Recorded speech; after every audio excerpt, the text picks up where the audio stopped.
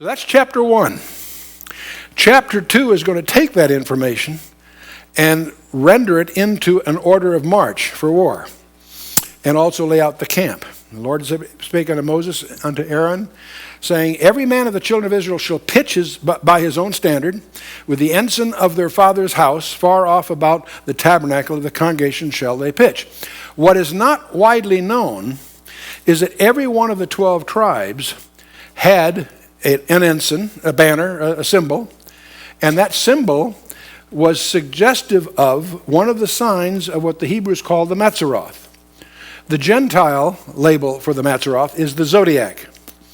And don't confuse the fact that that is used by astrology. It also is used by astronomers as a convenient method of laying out what you might call the geography of the heavens.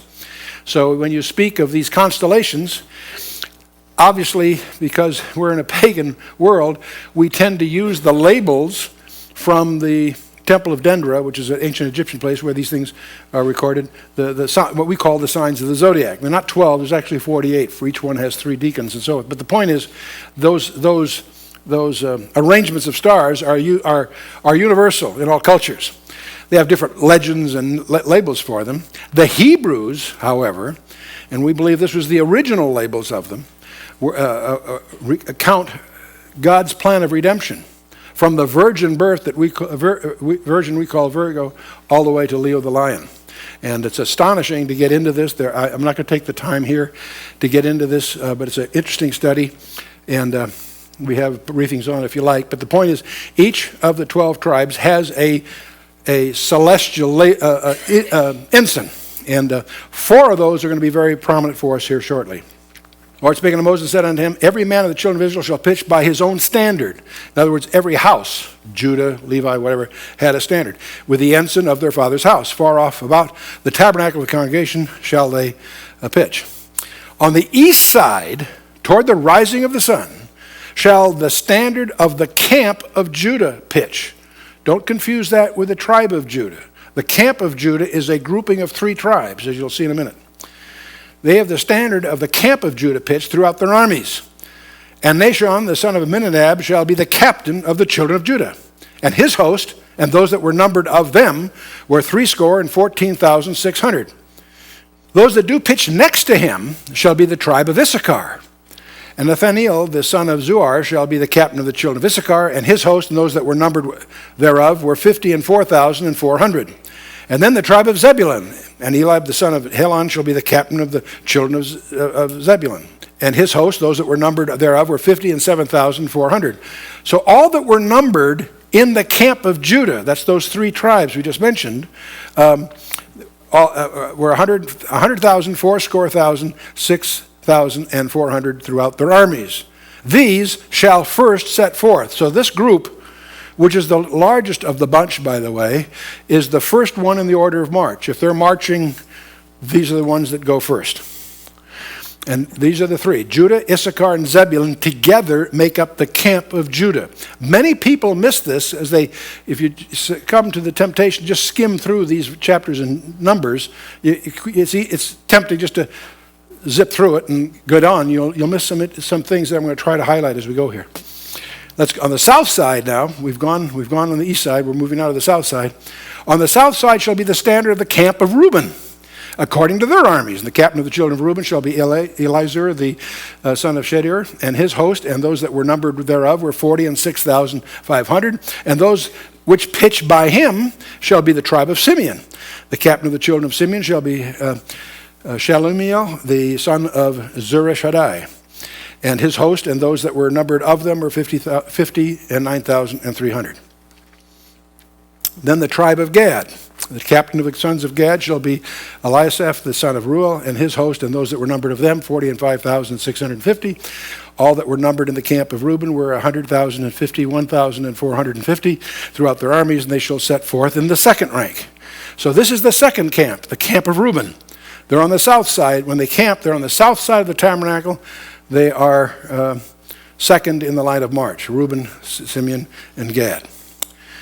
Then the tabernacle of the congregation shall set forward. Now, this is not at war. This is just on the march. Obviously, the tabernacle is going to be somewhere. The Levites wouldn't be going to war, but if they're on a march going from A to B, obviously the tabernacle is moving with them. This is where they would sit. And then the tabernacle of the congregation shall set forward with the camp of the Levites in the midst of the camp. And as they encamp, so shall they set forward, every man in his place by their standards. Now, we have the tabernacle in the center. We have around the tabernacle the Levites in three families, the Gershonites, Kohathites, and Merarites. Moses and the priests are in the south. Now, obviously, to be a priest, you had to be a descendant of Aaron, Moses' older brother. So if you are a priest, you're certainly a Levite, but just because you're a Levite, you're not a priest, because you could be a Levite that's not a descendant of Aaron directly, and that would put you in one of the three families, Kohathites, Gershonites, or Merarites. You with us? And anyway, that's always at the center of the camp of Israel. Now we move on the west side. Shall be the standard of the camp of Ephraim, according to their armies. And the captain of the sons of Ephraim shall be Elishama, the son of Ammihud, and his host, and those that were numbered of them, 40,500.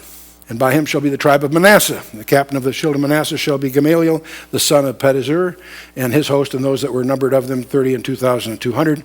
And then the tribe of Benjamin. And the captain of the sons of Benjamin shall be Abidan, the son of Gideoni, and his hosts, and those that were numbered of them, 35,400. And all that were numbered of the camp of Ephraim were 100,000 and 8,000 and 100 throughout their armies, and they shall go forward to the third rank. So that's the camp of Ephraim. We only have one more. Hang in there. The standard of the camp of Dan, not the tribe, the camp of Dan, shall be on the north side by their armies. And the captain of the children of Dan shall be Ahiezer, the son of Ammishaddai, and his host, and those that were numbered of them, 62,700. And those that encamp by him shall be the tribe of Asher. The captain of the children of Asher shall be Pagiel, the son of Ochran, and his host, and those that were numbered of them were 41,500. And the tribe of Naphtali, and the captain of the children of Naphtali shall be Ahira, the son of Anan, and his host, and those that were numbered of them, 53,400. And all that were numbered in the camp of Dan were 100,000, 57,600. And they shall go hindmost in their standards. So they're the last. So you got four camps, three tribes each, and the Levites, the tabernacle right in the middle. And there are the numbers. Now, you're probably wondering, gee, Chuck, that was tedious. I'm going to show you something that, well, it'll be right. Well, I'll mention right now. You know, I have a theory that nothing in the Scripture is there by accident. Everything in the Scripture is there by deliberate design, part one. Part two, that design always points to Jesus Christ.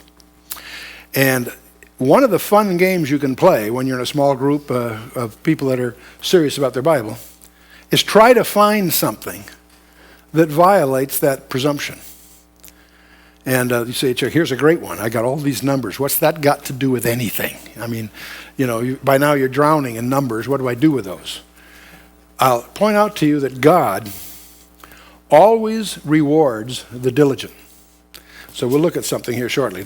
These are those which are numbered of the children of Israel by the house of their fathers. All those that were numbered of the camps throughout their hosts were 600,000 and 3,550. But the Levites were not numbered among the children of Israel as the Lord commanded Moses. And the children of Israel did according to all that the Lord commanded Moses. So they pitched by their standards, so that they set forward every one after their families according to the house of their fathers. I might mention something else, by the way. You'll notice it said that Levites are not numbered. They're going to be numbered in the next chapter. Well, I thought God said not to do that. The context here is war. They're not numbered because they don't go to war. We are going to number them two different ways. Those that are 1 month and older and those that are between 30 and 50. And we'll see that in the next chapter. So often there is a generality in the Scripture, and then it's followed by an exception. So don't let that throw you. But, okay. So the order of march is pretty straightforward. We have the camp of Judah, which is Judah, Issachar, and Zebulun. Then the camp of Reuben, which is Reuben, Simeon, and Gad. Levites right in the middle with the tabernacle. And their numbers you don't know yet. That's coming in the next chapter. Then Ephraim, Manasseh, and Benjamin is the camp of Ephraim. So you got battalions and companies, sort of, if you want to look at it regimentally. But you also have these numbers. Are those numbers meaningful? I think they are if you put them in the right groupings. You know, we have, all through the book of Numbers, we have types. I warned you about that. This is one that's coming here. You're going to have manna before it's all over. You've got the brazen serpent That's one of the strangest ones in the Bible. You have waters from the rock and so forth. There's others. Let's take this one, the Camp of Israel. I suggest that every detail in the scriptures there by design, and the question we're going to address is what could be hidden behind these numerical details of the Camp of Israel. Jesus himself said, the volume of the book is written of me. And he said that in Psalm 40, verse 7. It's quoted in Hebrews 10:7. So here are these 4 camps. Judah, Issachar, and Zebulun, Reuben, Simeon, and Gad, Ephraim, Manasseh, and Benjamin, Dan, Asher, and Naphtali. And we have their numbers. If you add those numbers, you will get the population of each of the 4 camps. And we're not through yet. What do you say, gee, Chuck, what do I do with that? Well, let's back up here. The tabernacle is in the middle of the camp. Around the tabernacle, you have the Levites. The Kohathites, Gershonites, Merarites as the 3 families, but Moses and the priests, which are the core group, on the east side. The east side is, of course, the key side. Now, I have no idea how much space they took to camp.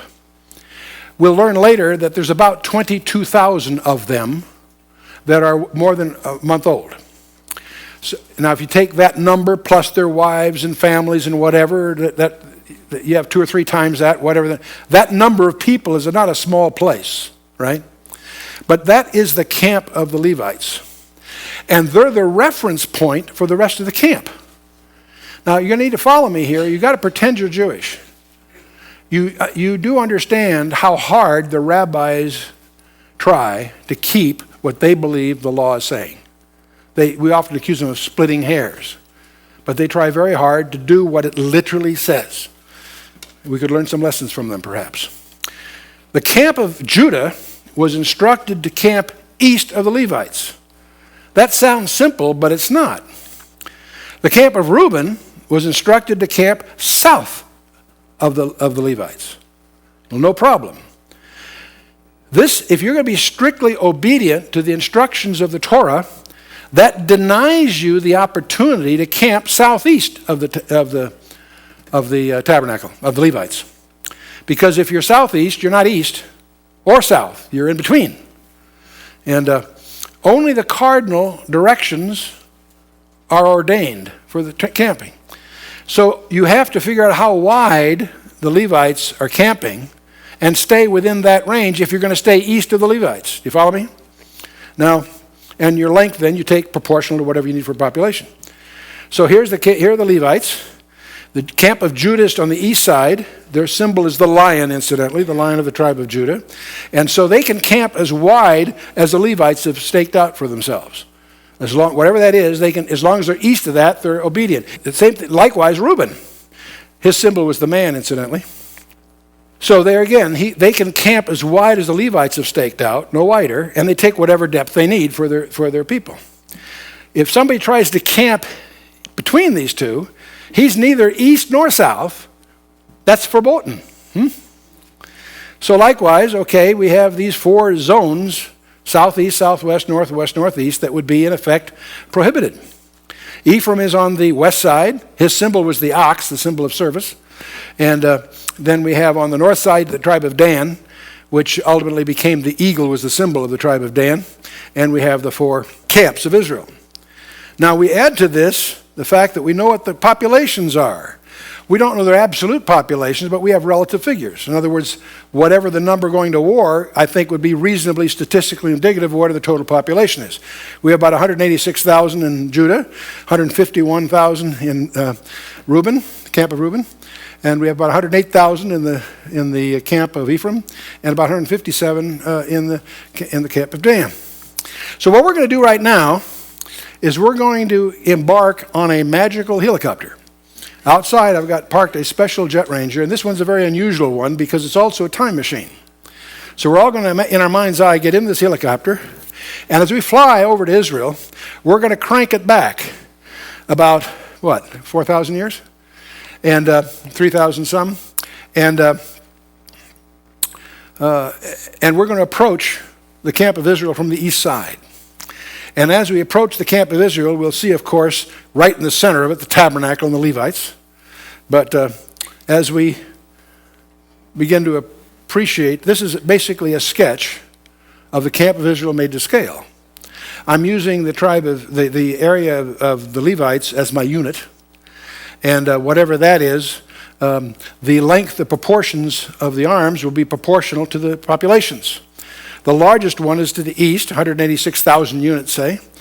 The shortest one to the west, and the other two nominally about the same. And what do you see there? You can't escape it, can you? This is probably what Balaam saw from the mountains of Moab when he was going to curse Israel. We'll get to that in Numbers 20 and following. But I think this is kind of interesting. You see, if you pay attention to the text, I don't think there's probably one Christian in 100 that realizes that there is a sketch of an aerial view of the camp of Israel tucked away in the second chapter of the book of Numbers. And that may mean a lot to you, it may mean nothing, but I think it's... Now something else, by the way, I haven't highlighted here.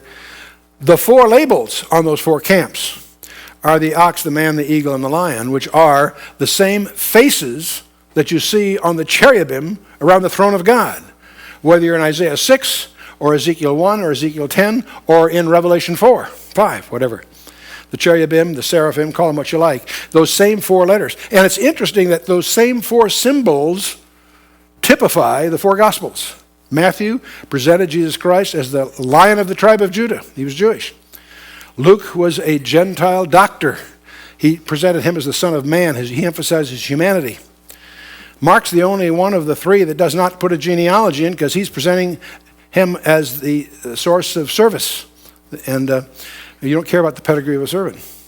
And of course, John presents him as to who he really is, the Son of God.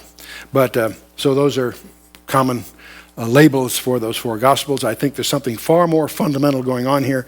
But when God looks down on the camp, he sees the tabernacle right in the center, and he sees a presentation of his plan of redemption before our eyes.